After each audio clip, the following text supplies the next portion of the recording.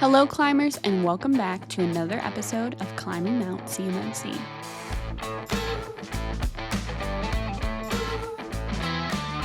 In today's episode, we are joined by Jason Sproesser.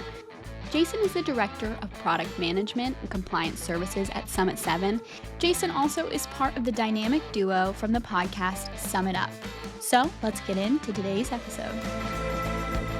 Well, hello, everybody, and I just want to say thank you to Jason Sproesser for coming on the show today. Jason, thank you, buddy. Thanks. It's a weird surprise for me, Bobby.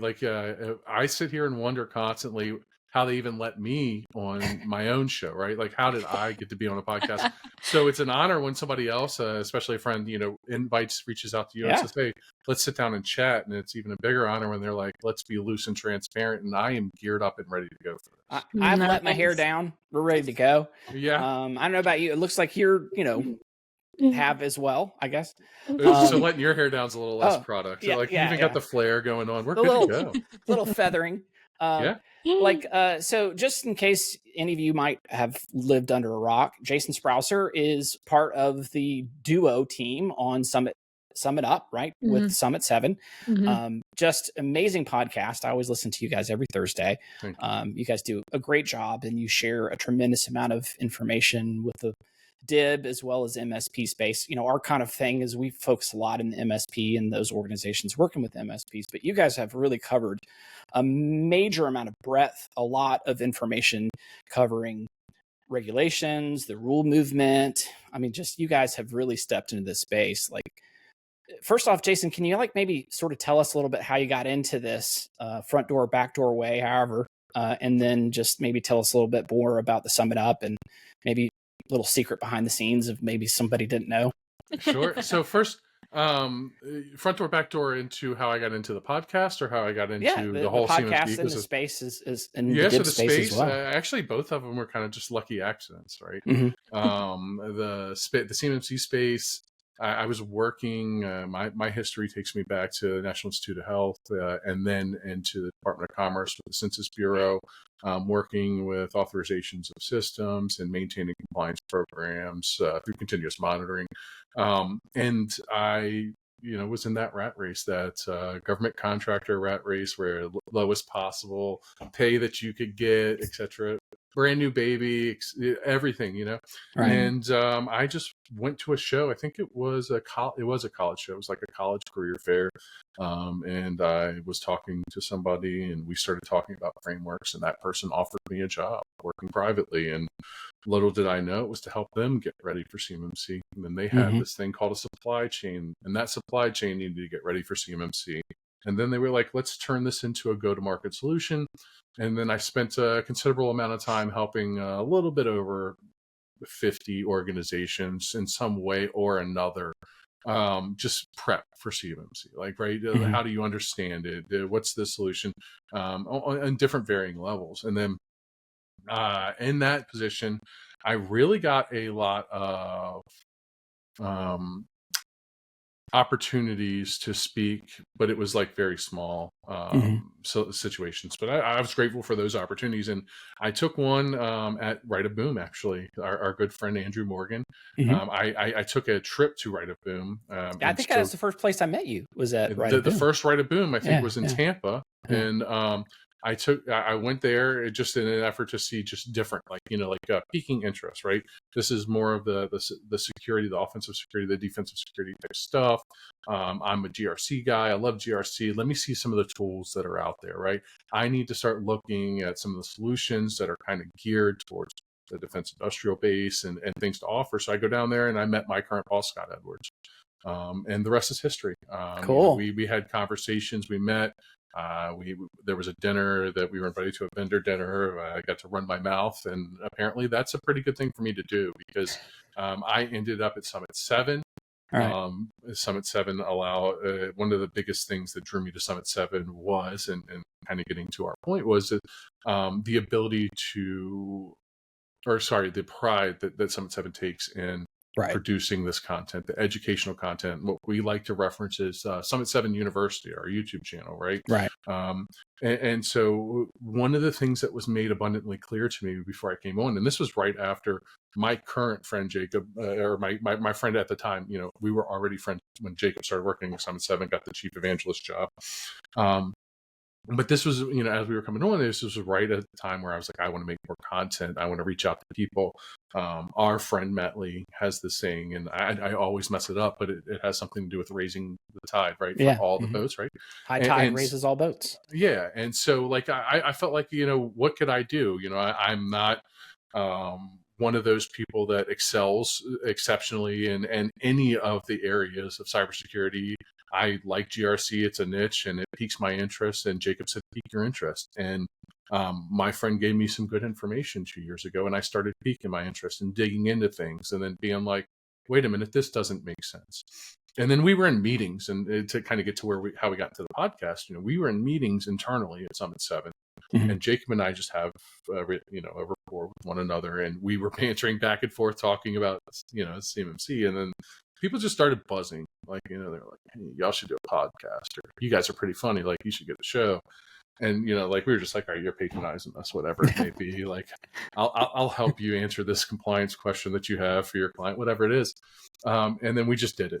And we got really, really lucky. And we had already had that like chemistry together, and it only got stronger as we started.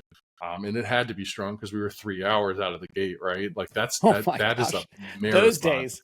I watched all of them though. I watched all of them through and would listen to and rewatch them over again. Like when we started getting into the space, like I actually ran into I think the following Right a Boom, and I was like, hey man, like y'all's is really long. Like, could you maybe break it up? And you're like, we've got timestamps on it. I'm like, we had a lot of feedback, and the feedback was, hey, listen, I listened to you on the walks, but I ended up walking like a state over. So, and can you shorten it up a little bit? My wife came looking for me.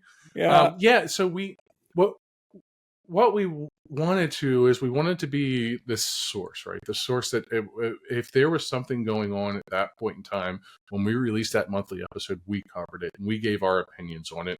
And people, we were grateful that people listened into our opinions. And eventually, like, it grew and more people were listening to the opinions. But the opinions from the people were, hey, shorten this thing up. But I think the one thing that people might not know about our show that probably should, would kind of help. We go into our show and Jacob says, where we discuss that, hey, this is the topic we're going to talk about. That's the only thing that we talk about. The rest of it is raw reactionary conversation between the two of us. It's organic. It's Jacob will come up and he'll start talking about something. And at that time, and this is one of the things that's kind of difficult, Jacob Horn is an exceptional speaker. He's a very smart person. Unfortunately for me, every week on a podcast, I have to take a live Jacob Horn presentation that he's thought about and meticulously picked apart, digest it in my brain and respond to it. So I don't sound like I don't know what I'm talking about. So realistically, what our audience sees on a weekly basis is me real life digesting whatever is coming from the brain dump of Jacob, which it's great. Like, so we know we're going to talk about stuff. We know we're going to cover this certain topic. But the intricacies that each of us find, like, because I know that we're going to talk about 32 CFR at some point, right? Right. And 32 CFR, and this is maybe a competition between us, but we look for those things that is, the thing that I'm looking across the screen at Jacob, and Jacob's like, oh, you just said that? Like, and I didn't even know that existed. And then that spawns into it. So I think that drive between the both of us, I think the relationship that we have, and then I think the one thing that, I spent the whole time talking about Jacob and myself, but we don't give enough credit to Dustin. And Dustin Bingaman is our producer on the back end, has a history of producing podcasts. And realistically, Dustin goes with the flow with everything. Any creative stuff that we want, any creative stuff that he likes to inject, the thumbnails, he does a great job with the funny thumbnails. That's something that we wanted to add. The face overs you guys have done on some of those things, like the Star Trek one and what was the Tropic Thunder? Tropic Thunder. I looked at that and laughed so hard. I was like, "Oh my Lord, that's hilarious!" We so the Star Trek one, I drew the short end of the stick and got the Leonard Nimoy, right? Like I got the Leonard Nimoy. Not a good Leonard Nimoy. I don't think I have the face shape for it. It was good. It was all good. But I had to give Jacob one since I got to be in Tropic Thunder, the muscular, absolutely cut up one. Like it just did great things for my ego, actually. So now, our producer, would you please raise your hand? Yep, that's her. Yeah, she does all the production. Much for of us. production, yeah. So I can relate to what you go through in the role that you take in the success. We know it's all on you as the producer, and I attribute a lot of the success to Dustin.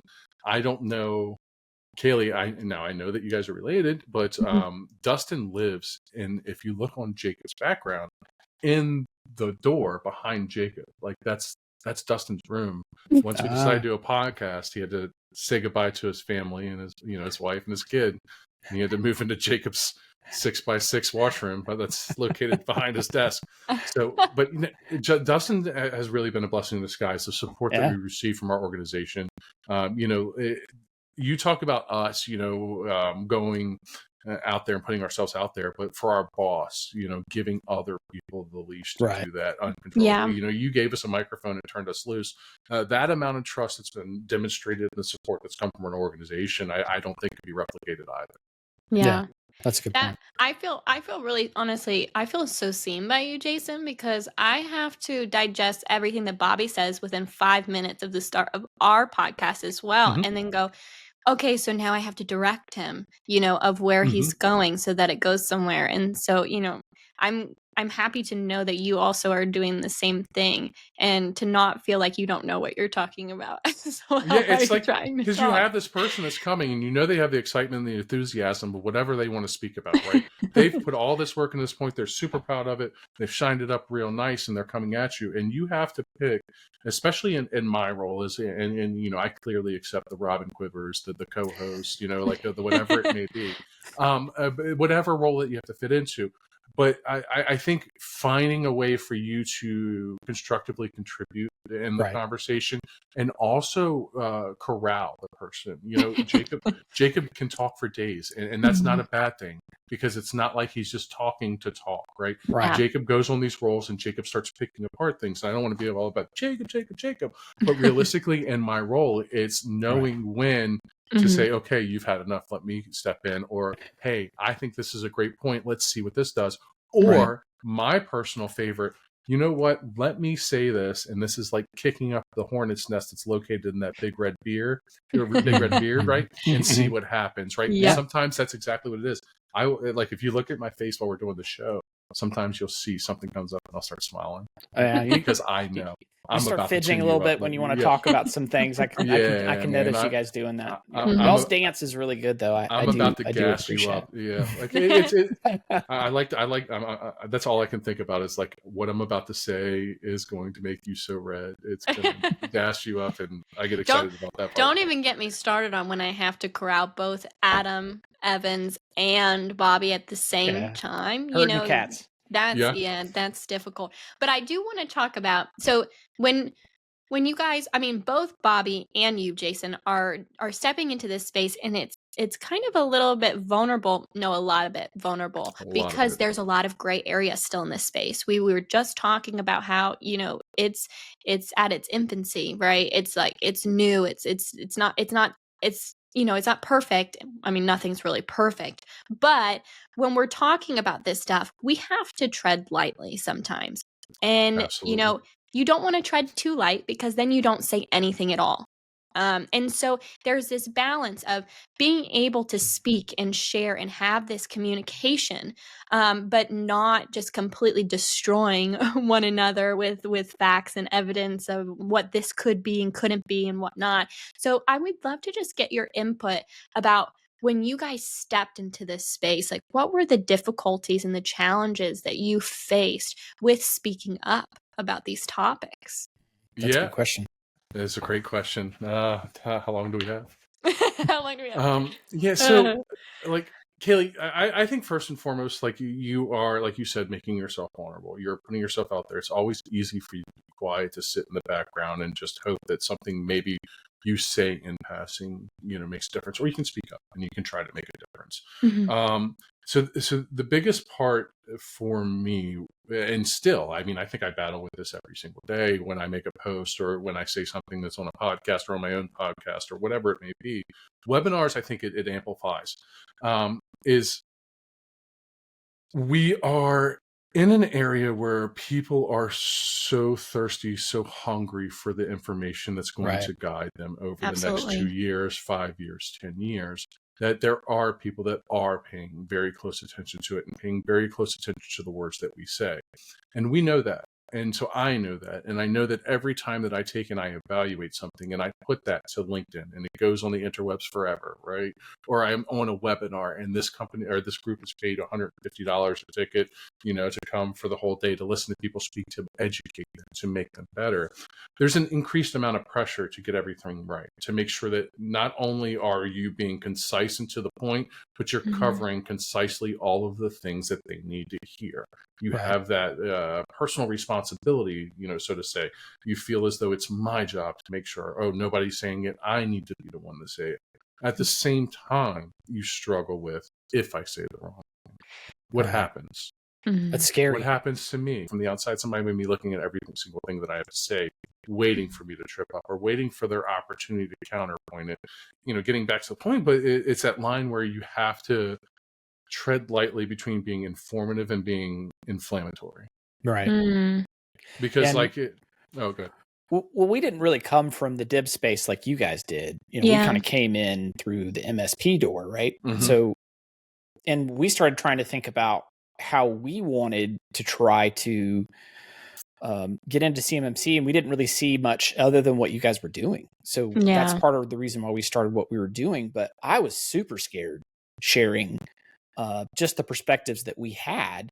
But, our community wasn't traditionally GRC related, whereas where you guys were stepping, I don't think I've ever seen a more dogmatic community that has a very specific opinion about how things can be, because you're dealing with a certification, right? A pass or a fail or met or not met. And they can, a lot of people can get very heated about their perspectives on how those things should go.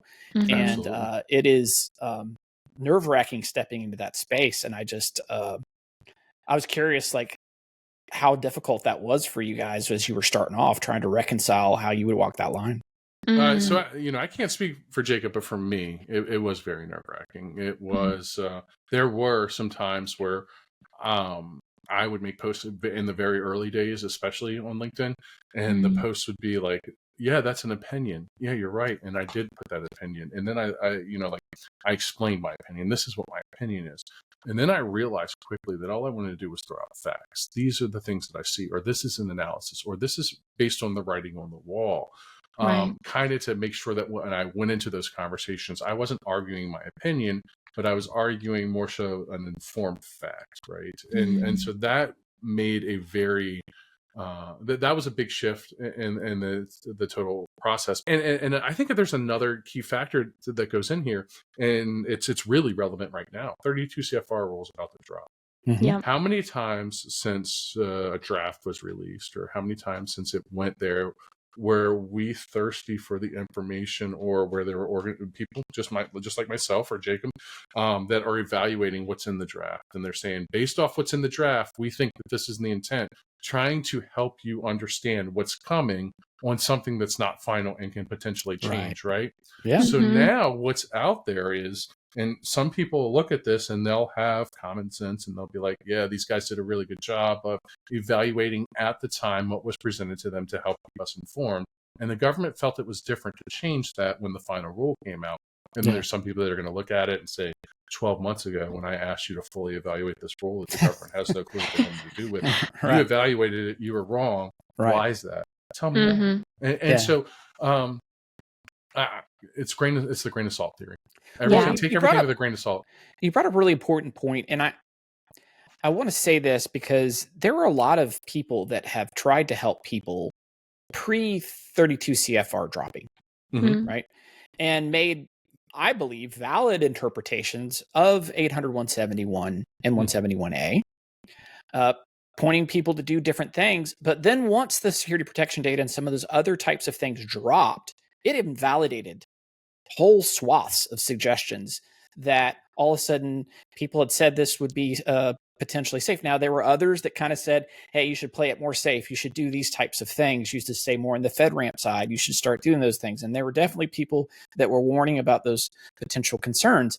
And there were those that didn't really heed that.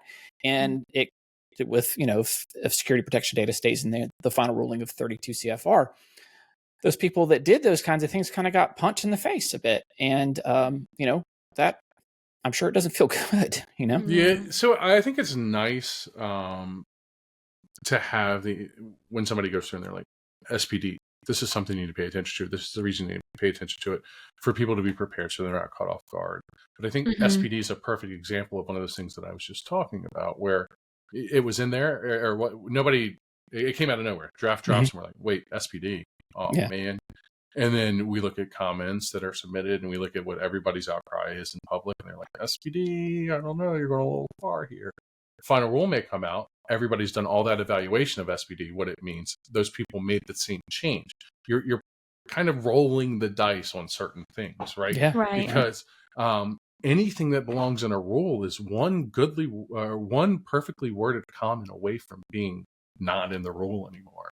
That's the other thing. The democratic process at work. If you do a good enough submit a good enough comment with regard to something that you feel is a true issue, and it's good enough for whoever's reviewing it, in this case the Department of Defense, to review that comment and be like, we should change that part of the rule, that affects the whole. It's the butterfly effect, right? It changes everything. Just like SPD throwing in there, throw a butterfly effect into it, and people are like, FedRAMP. That really hit MSPs hard. It really hit us hard. Well, I remember Scott had messaged. I put a thing about security protection assets, and Scott Edwards, the CEO of Summit 7, took the time to message me and nice coach me and like share some like perspectives about how he thought that some of these tools could really get punched eventually when some of these rules came out. And we listened. We actually, changed some of the perspectives we took based on some of the dialogue I had with him, as well as other C3POs, just trying to say, okay, well, we need to put ourselves in a safer position that if this thing does pivot, and there's more of a harder, fast rule about some of that. But there wasn't, like you said, there wasn't like here's the absolute answer. It was a bit of a tea leaves, some science, some beliefs and understanding and reading, and you just kind of go based off of those interpretations. Right. Yeah. So part of it, now you could have been one of those organizations that, didn't completely switch to the FedRAMP solutions because you're like, I'm not going to do that until it's on paper and it's final. And then you could be an organization that switched. I don't want to put too much of our business out there, but obviously, the conversations are there, and where possible, I believe that those switches were made internally here as well. But I think it goes down to, now you are a MSP. Your MSP, your attack surface is much greater, much larger. Yeah. You are now the bank that holds the money for 12 of the small regional banks instead of the 12 small regional banks with little grab bags here, right? And so when you invest in a tool, the most terrible thing that you could do is have to pull that tool off the shelves and redeploy something else into a whole client base, right? And for us, 750 clients, it's huge. So when you think about that, that's obviously a lot of work that you don't want to do.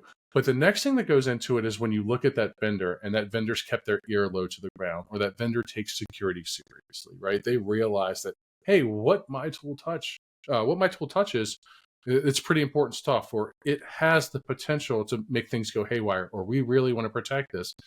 And it shows that they're either paying attention to the things that are particular to your industry, or they're just very security conscious. And as an MSP with an attack surface that is that large, I find it almost, and I understand some MSPs operate very close to margin or whatever it may be. Like there's not that huge profit to switch and buy, expensive tools. But I still find it very hard to imagine, even when I have conversations when we go to write a boom, where doing the right thing in the name of security when your attack surface is 14 times as large as any normal organization is one of those things that you're like, I don't know if I should do it. Show me the Carfax, right? Like show me the report here that demonstrates why this is the most financially responsible. forget the morally responsible part that we keep throwing out the window. Forget the fact that these organizations are paying you $5,000, $10,000, maybe $20,000 a month to operate something under the premise and under the guise that you are operating it to the security standard that you're not going to put them in trouble.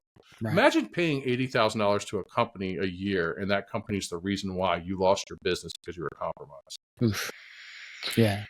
Wow. And I've been saying this for a few years now, that I think we're leaving the golden age of not having to, I don't know if you would call it a golden age. I think with the history of some bad train wrecks around security, gone is the day that MSPs and other organizations like that cannot have to show their homework. There's the insurance organizations are starting to push very hard. Like, what standard have you adopted? Can you show us your security plan? If you went to, is it Right of Boom, and you're like, raise your hand and show me how many MSPs can actually drop on the table a system security plan that outlines their whole approach, I think you'd be shocked at how many MSPs couldn't do that, let alone show something for their clients. And so the same MSPs that'll show up to these side table talks with CISA, and sorry to interrupt you, side table talks with CISA talking about this cybersecurity advisor that you put out, super awesome because all the cool security stuff and all it does and all that threat that we have to combat, it still works in an MSP that's struggling to do basic cybersecurity practices that combat those same threats from 12 years ago, 14 years ago, 15 years ago. So like it's one of those things of like, look the part, be the part, or just look the part, right? And I think there's a lot of looking the part in these companies that have been breaking and fixing, or been distributing Microsoft licenses, or setting up tenants and thinking, I'm an MSP. And then now it's like the chicken's coming to roost. I realistically think that we're gentrifying an entire culture as far as cybersecurity goes, not only with MSPs, but with government contractors. We're going through and providing regulations in areas where regulations didn't exist before. And everybody's like, wait, there were no regulations before? And they're like, you know what I mean? Like, everybody's caught off by surprise. I knew we forgot to do something. What I did really want to ask you, that was going into all of these topics that we've said before. You've stepped into this space. You've made yourself, known, your topics, your discussions, your points that you've made. I'm sure there's been points where you feel like you've crossed over that line that you were talking about previously, and maybe you wish you would have known some things before or didn't do some things before. I'm curious if there were any things that you could say to young Jason that started off that you could have maybe taken back. Yeah, if you could, let's say you could, which right now, as of this video recording, you can't time travel, but please don't come at us if maybe after this is posted, you can. What would you have said maybe to young Jason stepping in to the space that you know more about now? I spent so much time, I wasted so much time being not confident in people wanting to hear what I had to say, not confident in if my curiosity would be somebody else's curiosity, and if that curiosity would spark an itch, spark a conversation. And that's all you're looking for when you post, right? You're looking for not only to get a point across to educate people, but you're looking for a point that is going to spark the conversation, that is going to generate that community talk, that community banter, that is going to educate more than one person. You could probably read 15 great LinkedIn posts today.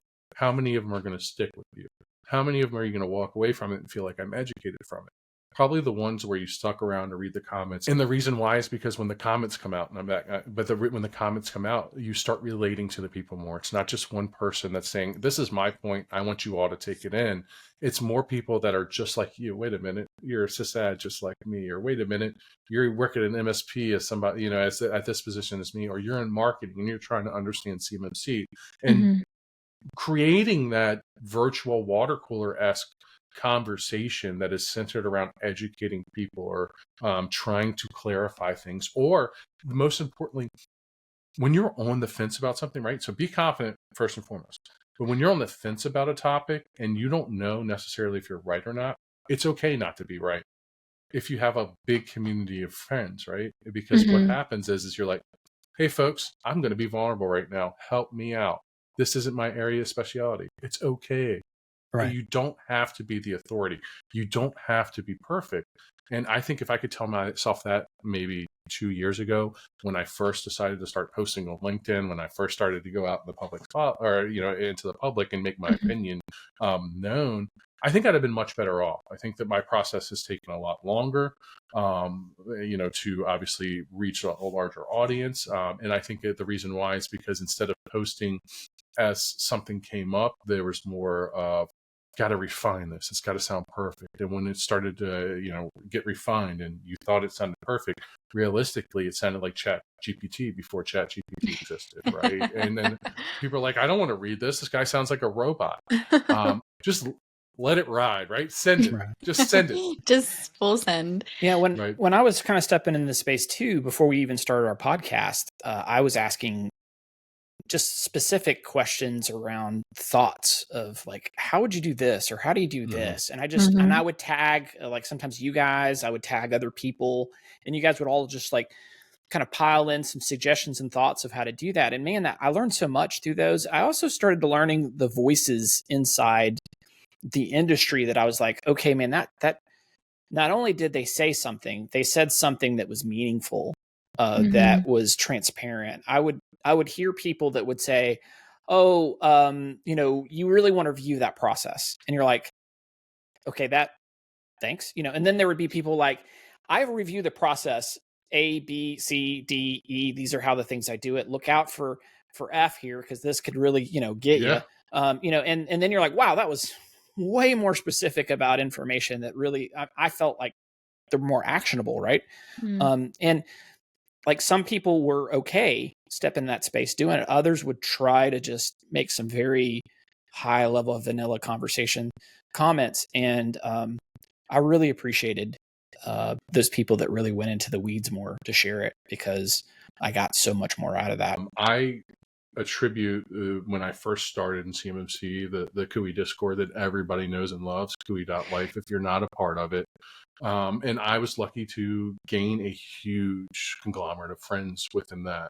And all of us were learning this together. All of us were open source reviewing these things together. And the best part about it wasn't one person would put an opinion up and then the whole collaborative would agree and go along with it.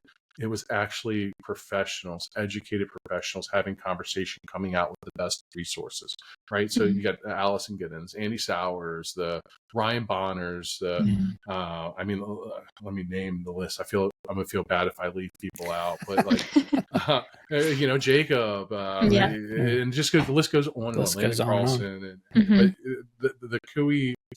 The originals from the Discord when this was new, and we were still waiting for everybody to submit no later than December 31st, 2017. And we were like, all right, it's here. So we're secure now, right? And then we're like, hey, here we are 7 years later. Yeah. Seven. What a ride. I've had a full-on kid the entire time, right? And we're still trying to implement MFA. But yeah, it's don't be too good for anything. Don't be too good to take the conversation from a person. Be too good to engage in the conversation that's not worth your time. Be too good to not entertain the people that are going to try. There's always going to be people that are going to try to knock you off your vibe, especially if you're in a good vibe and you're in a good zone. There's always going to be somebody that's going to be like, let's see if I can make this a little bit harder on them, or let's see what I can do because I'm having a bad day. Just don't let those people knock you off. Lean on your friends and be confident in yourself. I think that those are the three things, essentially, that if I had to look back on it right now, if I was writing my memoir, those would be the things that I would focus on. I would be nothing without people grounding me. When I first started, let's talk about this. When I first started posting, every post that I sent, or every post that I made, I would draft up 2 nights before and I would send it on the Discord in a message to Allison Giddens and Ryan Bonner and be like, hey, I know you're super busy doing this whole thing yourself. What do you think about this? And then I would solicit that feedback. I cared that much about it. And then eventually, like, them as my friends were like, hey man, I'm not your editor, one. They were glad to do it. They're good people. Hey man, I'm not your editor, one. And two, this is not going to work unless you're not forcing it. This is you Right. forcing it, trying to force it. Remember, I said that the being perfect, the making sure that you cover it, the making sure that you please. You're not going to please everybody. I love how you say like the water cooler conversations, which we've talked about that before too on this podcast, because it's also like, let's be real, LinkedIn is not the Bible. Like just because you post something on there doesn't mean that it's right. Honestly, you need to be really careful about what you're just seeing on a post online. Absolutely. You know? And so like this is a chance, LinkedIn is a chance for us to talk casually about these things that are happening in the community. Nobody should be claiming CMMC Bible on there or any social media platform. That is not the right way to go about it. It's the opportunity to discuss and talk and share opinions and share facts of what you've found, as long as you can back it up with something, which you guys, I applaud, are always great about that, and sharing all the links below of, where you need to go to find that information and whatnot, which is so helpful about that.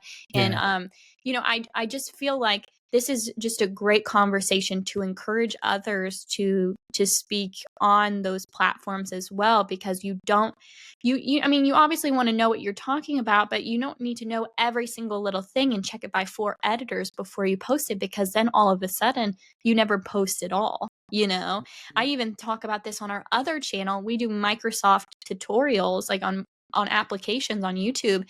If I waited for Microsoft to get Microsoft Teams perfectly right before I did a tutorial on Teams, I'd never post a single video. Coming soon. It would just be constantly coming soon. It would never show up. You'd never see it, because they're always, changing it and developing it and coming up with new things. So I have to post a new video, post a new video, post a new video. And that's what you're doing here in this space, and it's huge. It's awesome. I love it. Yeah, editing yourself is the biggest thing. I think that there's much to be said about the people that go through the effort to put the video out the first time, as opposed to the people that go through the effort to put the video out the first time and then make sure the video stays current because it's achieving the mission it intended to achieve, right? Right. The mission it intended to achieve is to educate people about that Microsoft application. So if it's dated, it's out of line, and they're just like, F it, I've got this video up there.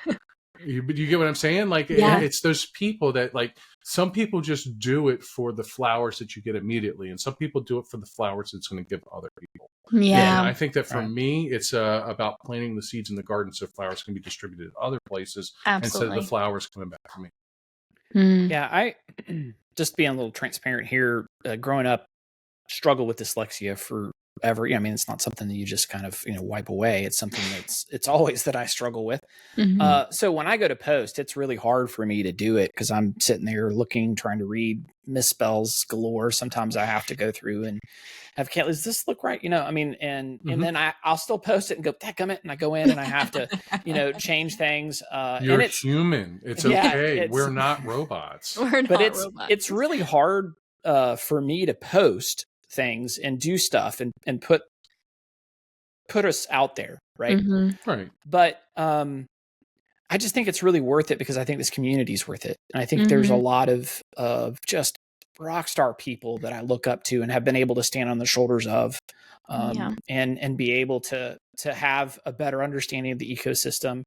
And I just want to be part of that voice. I want to be part of the sharing out there and letting people know about what we're seeing.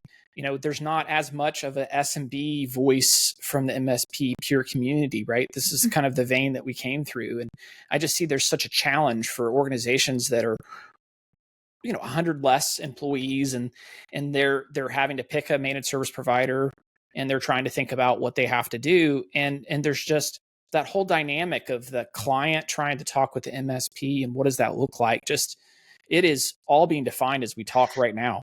Yeah. And it's just trying to voice some thoughts and how that is and some of those challenges. And there are a few other MSPs that are doing the same thing that we are that are starting to try to share that voice. And I've learned so much from them. Yeah. And part of this podcast episode was really just trying to encourage others to share that kind of voice, to get out there. I think you and Jacob, Jason, have done such a great job of that, of just helping lead the charge in a lot of areas in that, and should be applauded. And we just want more people to do that. So I think it goes back to, in a world full of fake news, people are looking for real. and the real sticks out. Because once people find that and they hold on to somebody just being transparent and honest about their journey, it sticks with people, just like you guys were saying previously. I mean, even in the news, the threads that you were seeing, when people were commenting back and forth, those things were sticking. Those posts were sticking, like you were saying, Jason. It was the real and honest discussion and conversation that's sticking with people, and not just like the fake news of it all. And so your journey through CMMC, that is the real content that people, hey, you're like me. Yeah. You know what I mean? Exactly. I want to know more. And that is the best thing. This guy runs a business by day. That business has other businesses dependent on his success in this scenario. And he's here to tell us about it so that he could selfishly keep it to himself, selfishly corner the market, grab all the business, or he can be a real mensch and come out and let us know that, like, this is the way that we're doing it. Yes, it is a struggle. Yes, my hair has less product in it. It's a little flat for the day. But realistically, like, it can be done. We did it. And this is how it is. And I think even better, you're open about the fact that you are a small business, you are a small MSP. So like the applause goes to you from my perspective for being that small company that's like, yeah, we went through it. Yeah, we're not going to sugarcoat it. It was tough, but here's what it is. Here's what you can expect, because every person that's sitting back and they're like, we're a small company. It's not going to take us a long time. It's going to be real easy because we're small.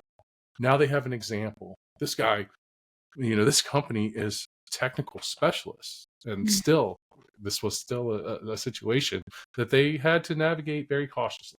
Right. Yeah. Well, thank you too, Jason, for you guys over there at Summit 7, your podcast, for inspiring us to even speak about our perspective. And I hope that this podcast inspires other people who are listening to this to do the same thing. And just like we were talking about, the high tides raise all boats. We're trying to do that. That's what we're trying to do with this podcast. That's what we're doing with this episode. That's what you guys are doing over there at Summit 7 and for Summit Up, right? And I'll link that in the description below so you guys can check them out on what you guys are doing, because it's some really awesome stuff over there as well. So thank you guys for what you're doing over there too. No problem. It's been nothing but fun. Well, and like a big part of us and the journey is, as we started kind of getting to that space, was just watching some of the steps that you guys took that really help us kind of get in there. Exactly. And so it's been, hats off to you and Jacob and to Scott and Daniel and the other people over there at Summit 7 for, while technically we're both MSPs, I mean, I think we both have climbed this journey, and it gives us a deep respect for each other and what challenges that you have to go through, especially, I think starting the journey says a lot when different MSPs can be actually friends and not bitter rivals. It's not the Pepsi and Coke push away from me, or like we were talking about West Side Story, or but realistically, like 300,000 companies need help. 78% of them are dependent on service providers. I would love Summit 7 to death. I want Summit 7 to do extremely well business wise. I don't think that we could realistically grow quick enough to cover the demand that's needed, right? And so the realistic thing is that when people can act human together, can start working collectively, right? Realize, hey, you guys do the same thing. Okay, cool. I think that's a real big deal. And at the end of the day, like Summit 7's, motto is protecting the American dream, right? And essentially that is what we are all trying to do. If we don't have a competitive defensive advantage and we don't have a supply chain that constantly fuels that, we're not protecting the dream. The dream's going to eventually disappear. So, I mean, obviously we say this all the time. We're not claiming CMMC Bible, or we're not CMMC Jesus here, but we're hoping that our journey climbing Mount CMMC, ourselves can help inspire and maybe encourage people to go about this, or start it, or continue it if they're on the journey.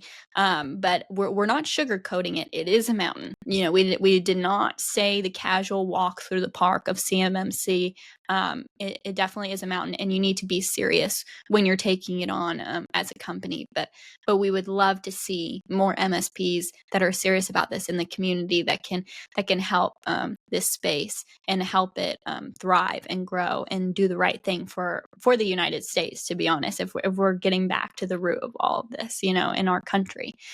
So thank you, Jason, for hopping on here and talking with us. I hope that we can have you back and get to talk more about this later down the line. That would be awesome. So thank you. Whenever you guys want to hear me ramble again, just send me an invite. We love it. Well, I hope everybody that's listening to this has enjoyed this podcast, and please make sure to like and comment and subscribe if you want to see more content that we have. Also, make sure to follow Jason and Jacob and all that they're doing at Summit Up and Summit 7, to follow what they're doing as well, all the great things that they have and they're covering over there. Thank you guys again for listening. Tune in next Thursday for our next podcast, and please remember to keep on climbing. Bye, guys. Make sure to follow us on LinkedIn and YouTube to stay up to date on the latest CMMC news. We hope you guys enjoyed today's episode and listen out for the next one. But until then, keep on climbing.